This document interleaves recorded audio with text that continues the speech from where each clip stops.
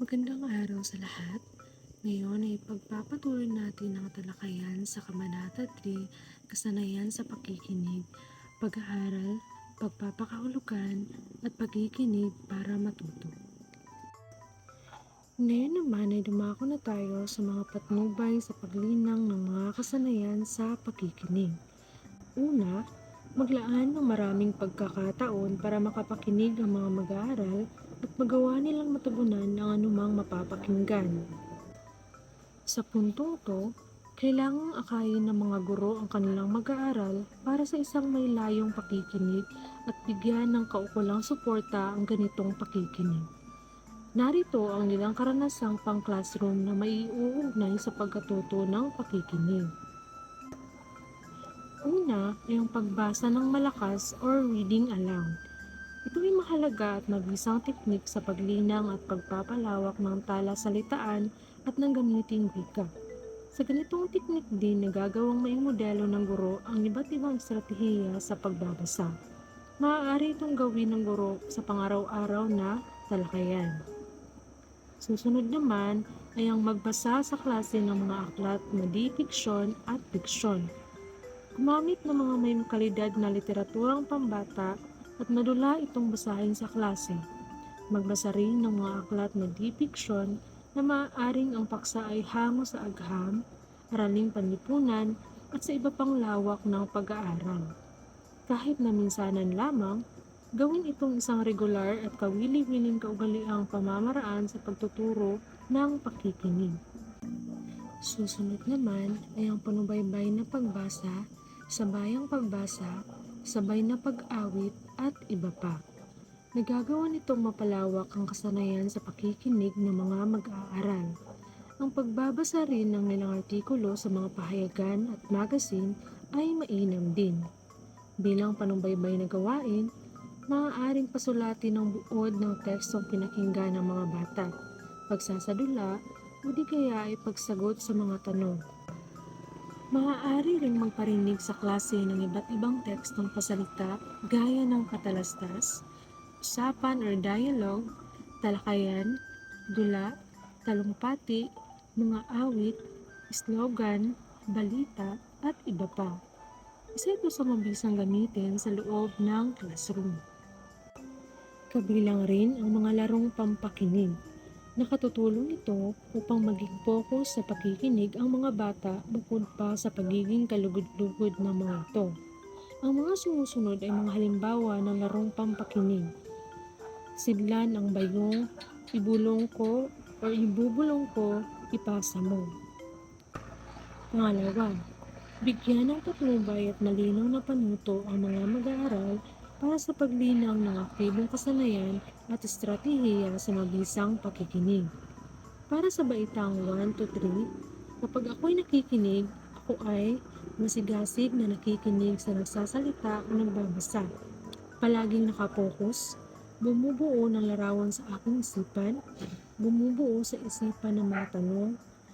Kapag ako ay nasa akto ng usapan, dalawahan man o maramihan, ako ay nakikinig ng mabuti, bumubuo ng mga tanong sa isipan, nagbibigay ng puwang para makapagsalita ang iba, at nag-iisip ng mabuti ng ideyang inilalahad ng kausap. At para naman sa baitang 4 to 6, bago makinig, ano ang layunin ng tagapagsalita? Ano ang layunin ko sa pakikinig? Kailangan ko bang gumawa ng pagtatala? Aling estratehiya sa pakikinig ang maaari kong gamitin? Alin ang pinakamabuting gamitin? At habang nakikinig, epektibo pa ba ang estratehiya kong ginagamit? Nagagawa ko bang may kategorya ang mga impormasyong napapakinggan? May hudyat bang ibinigay ang tagapagsalita hinggil sa organisasyon ng kanyang mensahe? May mga hudyat bang di-verbal na ibinibigay ang tagapagsalita tulad ng ekspresyon ng muka at kilos o galaw ng katawan? May mahudyat bang makukuha sa paglakas, paghina, pagtaas at pagbaba ng boses ng tagapagsalita? Pagkatapos naman makinig, may mga tanong ba akong inihanda para sa tagapagsalita? May bahagi bang malabo sa talakay o mensaheng pinakinggan? Kumpleto ba ang pagtatalang aking ginawa? At epektibo ba ang pinili kong estratehiya sa pakikinig at bakit? Bakit nga ba mahirap ang pakikinig? Sa pagpaplano ng mga aralin sa pagtuturo ng mga kasanayan sa pakikinig, mahalagang isalang-alang ng guro ang ilang katangian ng pasalitang wika or spoken language. Kailangang bigyan ng ibayong pansin ang mga katangiang ito dahil malaki ang magiging impluensya nito sa pagpoproseso ng pinakikinggang salita at maaaring maging sagabal ito sa pag-unawa. Sa madaling salita, maaaring makapagpahirap ito sa pakikinig. Pagkukumpol or clustering. Dahil sa limitasyon ng ating memorya habang kikinig, gumagawa tayo ng pagkukumpol o clustering kung saan ang tekstong pinakikinggan ay kinukumpol natin sa maliliit na pangkat ng mga salita. Ang ganitong paraan ng pagpoproseso sa napakinggang salita ay nakatutulong sa pag-unawa. Sa pagtuturo ng pag-unawa sa pakikinig, mahalagang matulungan natin ang mga mag-aaral sa pagpili ng mga salitang kukumpulin o pagsasamahin para maging mabilis ang pag-unawa nila. Pag-uulit o redundancy. Pag-uulit ay nakatutulong sa tagapakinig sa pagpapakahulugan ng napakinggan dahil maaari itong magbigay ng mahabang panahon at dagdag impormasyon para sa pag-iisip. Kailangan makita ng mga mag-aaral ang kapakinabangan sa mga pag-uulit na ito sa pakikinig sa pamamagitan ng pagkakaroon ng kamalayan na hindi lahat ng bagong parirala o pangungusap ay nagtataglay ng bagong impormasyon.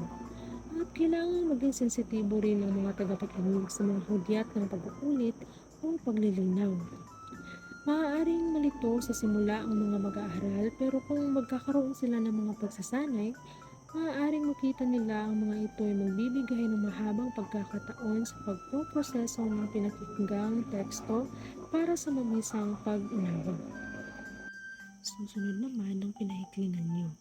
Ang pagpapaikli ay maaaring ponolohikal or polohikal na tayo na nagiging tena at syntactic na kailan ka babalik, bukas siguro.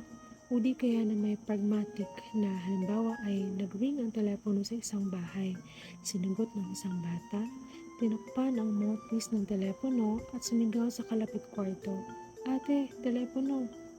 Maaari itong maging sagabal sa pag-unawa, lalo higit sa mga mag-aaral na nakasanayan ng formal na anyo ng wika.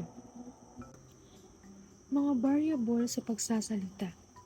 Maliban sa pinaghandaang discourse gaya ng talumpati, lecture at iba pa, mapapansin ang pagiging alangan o pag-aatulili sa sasabihin, pagbibigay ng maling panimula, paghinto, at pagwawasto sa sarili ng nagsasalita.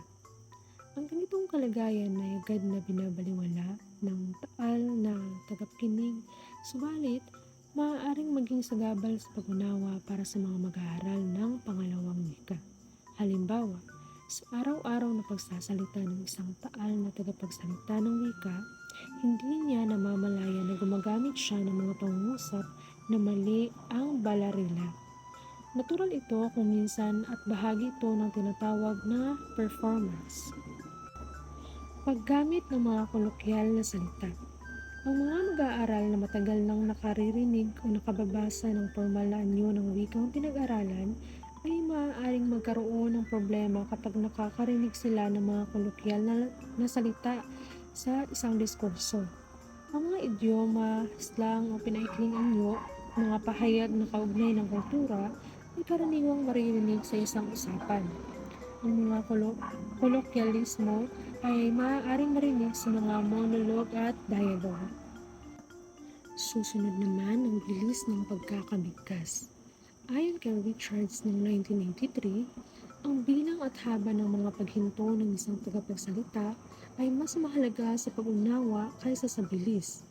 Gayunpaman, sa kalaunan, kakailanganin din ng mga mag-aaral na unawain ang naririnig na maaaring binigkas sa iba't ibang bilis at sa ilang pagkakataon. Ang pagsasalita na halos ay walang paghinto. Dumako naman tayo sa diin, indayog at intonasyon. Dapat isaisip ng isang tagapakinig na ang diin, hindayog at intonasyon sa pagsasalita ay maaaring magdulot ng suliranin sa pagpapakahulugan ng isang mensahe. Bukod sa mga binanggit, dapat ding isaalang-alang sa pakikinig ang ilang pailalim na mensahe at pahiwatig gaya ng panunuya, panlilibak, panalait, pagkamaalalahanin, pagmamahal, at iba pa. At ang panghuli ay interaksyon. Dapat na maunawaan ng mga mag-aaral na ang magaling na tagapakinig sa isang usapan ay magaling ding tagatugon. Alam nila ang angkop na makikipag-unawaan sa isang kausap tulad ng pagbibigay ng feedback, paghiling ng paglilinaw, pagpapanatili ng usapan upang mabuo ang pagpoproseso ng pag-unawa sa halip na iwaksi na lamang ito dahil sa kakulangan ng interaksyon. Ngayon naman ay dumako naman tayo sa mga patnubay simulain sa pagtuturo ng pakikinig. So, mahirap na kasanayan ang pakikinig kaya mahalagang isaisip ang kahandaan at kawilihan na mag-aaral sa gawain ito. Kailangan ding malinang sa mga mag-aaral ang lubos na magtitiwala sa kanilang sariling kakayahan. Maisasagawa ito ng magguro sa pamamagitan ng una, tiyakin na lubos na nauunawaan ng mag-aaral ang kanilang gawain bago ito simulan. Ito ay mahalaga upang matiyak na sila ay handa at hindi malito sa mga susunod na hakbang. Bago sila magsimula, maaring ipaliwanag ng guro ang mga layunin at inaasang resulta ng aktibidad sa pakikinig. Pangalawa naman, maglaan ng isang konstekto para sa pakikinig. Sabihin, halimbawa, kung anong teksto ang kanilang pakikinggan, isang talumpati ba, kwento at iba pa. At kung saan ito naganap, sa isang bayan or sa Laguna o isang party ng lugar. Ang konstekto ay makakatulong sa mga mag-aaral na maunawaan ang konstekto at magkaroon ng mas malinaw na imahe sa kanilang isipan. Pangatlo naman ay maaring pakinggan ng maraming ulit ang isang input sa pakikinig at kailangan may tiyak na layunin sa bawat pakikinig na isasagawa. Ito ay nagbibigay ng pagkakataon sa mga mag-aaral na mas maunawaan at maunawaan ang teksto sa bawat pagkakataon sa kanilang pinakikinggan na ito. Ang pagkakaroon ng tiyak na layunin sa bawat pakikinig ay makakatulong sa kanila na maging mas aktibo at mapanuri sa kanilang ginagawa. Pang-apat naman is, kung ang input ay maririnig na unang pagkakataon, magbigay ng mga tuwirang tanong na makakatulong sa pag-unawa sa kabuuang teksto. Maaaring magtanong tungkol sa pangunahing tauhan. So, ang mga tanong na ito ay maaaring magtanong tungkol sa sino ang tagapagsalita, ano ang kanilang pinag-uusapan, at iba pa. Panglima naman is maglaan ng maraming gawain bago makinig at tiyaking makakatulong ang mga ito upang mapagtagumpayan ng mga mag-aaral ang anumang gawain na ipinapagawa sa kanila. So, dito naman, ito ay nagbibigay ng pagkakataon sa mga mag-aaral na maunawaan ang teksto sa pamamagitan ng iba't ibang uri ng mga gawain. Ang mga gawain na ito ay maaaring makatulong sa kanila na maunawaan ang teksto sa iba't ibang paraan. Pang-anim, maglaan ng tanong o set ng mga gawain na angkop sa kakayahan ng mga mag-aaral. Mahalaga na ang mga tanong o gawain na ibinibigay ay naayon sa antas ng kasanayan ng mga mag-aaral. So, ito ay nagbibigay ng mga kumpiyansa sa kanila at magiging madali para sa kanila at na maunawaan at sagutin ang mga ito. Pang-pito naman, bigyan ng sapat na panahon ang mga mag-aaral na basahin ang tanong bago nila pakinggan ang tape. So, dito naman ay ito ay makapagbibigay sa kanila ng pagkakataon na maunawaan ang tanong at magkaroon ng hudyat kung ano ang kanilang dapat alamin sa pakikinig. Ito rin ay nakakatulong sa kanila na maiwasan ang pagbabasa ng mga tanong habang sila ay nakikinig sa tape. Pangwalo, maglaan din ng mga gabay na lilinang sa kanilang mapanuring pag-iisip bukod sa mga karaniwang tanong sa pag-unawa. So, mahalaga na may pakita ng mga mag-aaral ang kahalagahan ng mapanuring pag-iisip o pakikinig. Ito ay maaring isasagawa sa pamamagitan ng pagbibigay ng mga gabay o mga patnubay na magtuturo sa kanila kung paano suriin ang teksto at magkaroon ng sariling opinyon tungkol dito. Tiyaking napakinggan ng mga guro ang buong tape bago iparinig sa klase. Ito ay isang mahalagang hakbang upang matiyak na walang suliranin o teknikal na problema sa tape na maaaring makaapekto sa pagkakaintindi ng mga mag-aaral. At dapat din siguraduhin ng guro na ang tape ay malinaw at maayos ang tunog bago ito iparinig. Panghuli, sikaping gumamit ng mga input at mga gawain na kalulugdang ng buong klase at tiyakin na matutugunan ang halos lahat ng mga mag-aaral ang mga gawain. So, mahalaga ito upang malinang sa kanilang positibong saloobin sa pakikinig. Ang pagpili ng mga input at mga gawain na interesado at kaakit-akit para sa mga mag-aral ay nagbibigay sa kanila ng inspirasyon at motibasyon upang maging aktibo at maunawaan ng madali ang mga tekstong ibinibigay sa kanila. Magandang umaga, hapon, gabi o anong oras nyo man ito pinapanood sa inyong mga boarding house o sa inyong mga bahay. Ako nga po pala si Abraham Christian JVA at sa puntong ito ay itatalakay ko sa inyo ang pagpaplano ng isang aralin sa pakikinig. So, siguro sa puntong ito alam na natin na sa apat na makrong kasanayan, ang pakikinig ang mahirap na i-evaluate sa mga students kasi hindi natin ito ma-assess talaga ng basta-basta na lamang kasi hindi natin sila nakikita o hindi natin alam kung nakikinig ba talaga sila. So, sa pagpaplano ng isang aralin sa pakikinig, may tatlong yugto ito. Una ay ang bago makinig at habang nakikinig at pagkatapos makinig. Unang-una ay ang bago makinig. So sa bago makinig, maaaring isagawa ng guro ang alinman sa sumusunod na yugtong ito. Unang-una ay ang pagpukaw sa kawilihan ayon sa tekstong pakikinggan, pagtukoy sa ilang dating kaalaman o impormasyon na makatutulong sa pag-unawa ng tekstong pakikinggan, paglilinaw ng ilang talasalitaan na maaaring makasagabal sa pag-unawa at pagtalakay sa layunin ng isasagawang pakikinig. So dito sa bago makinig, sa ating mga ginawang banghay aralin, dito na ang magandang halimbawa nito ay doon sa ating paganiyak. So pwede nating kausapin ang ating mga estudyante, pwede nating tanungin ating mga estudyante kung ano nga ba ang kanilang natutuhan sa previous discussion natin. So, ang mga maaaring gawain dito ay informal na talakayan, pag-uusap tungkol sa isang larawan, pagtatala ng mga mungkahi, opinyon at iba pa, pagbabasa ng isang kaugnay na teksto, pagbasa sa mga tanong na kailangang masagutan habang nakikinig, paghula sa maaaring mangyari, at pagtalakay sa uri ng wikang maririnig sa teksto. So habang nakikinig naman, ito ang focus ng aralin. Ang mga gawain sa yugtong ito ay naaayon sa mga puntos na nais bigyang diin ng guro.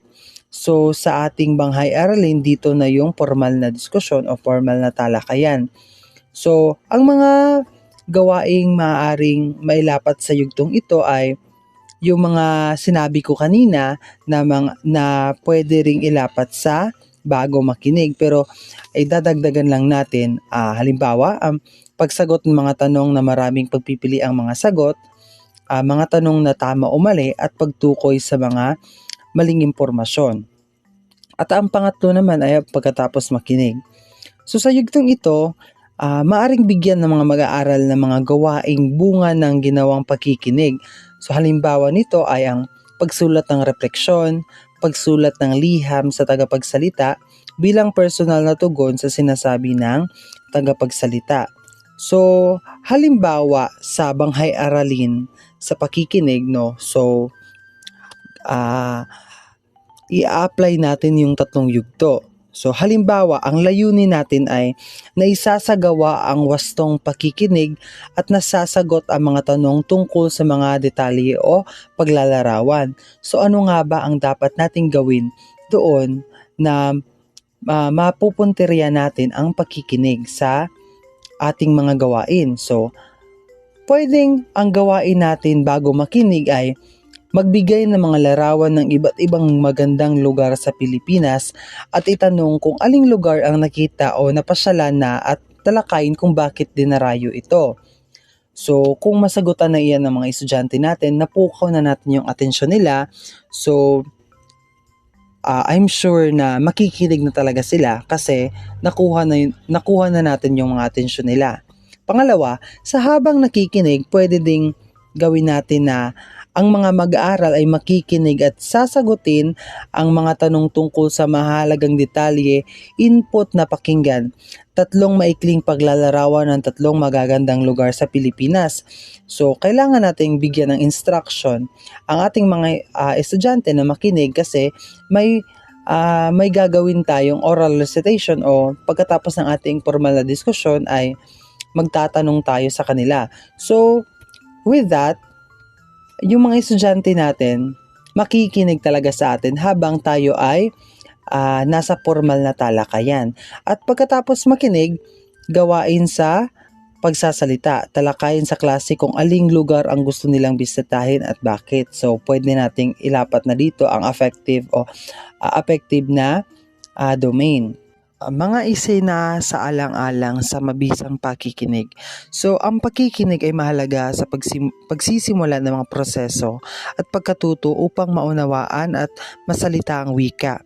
So, sa pamamagitan ng wikang naririnig sa paligid, nagagawa ng mga mag-aaral na mabuo ang kanilang kaalaman sa pagsasalita at silbi rin itong daan sa kanilang pagbabasa at pagsulat. Upang magabayan ang mga mag-aaral sa mabisang pagkatuto ng wika, isaalang-alang ang sumusunod sa pagtuturo ng pakikinig.